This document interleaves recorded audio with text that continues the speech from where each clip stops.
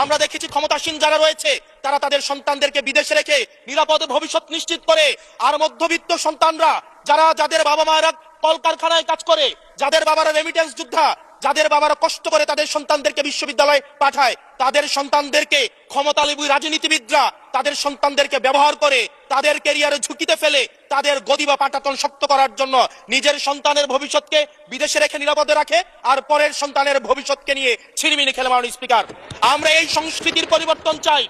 আমরা চাই বিশ্ববিদ্যালয়গুলো শুধুমাত্র নেতা তৈরির হাতিয়ার হবে না।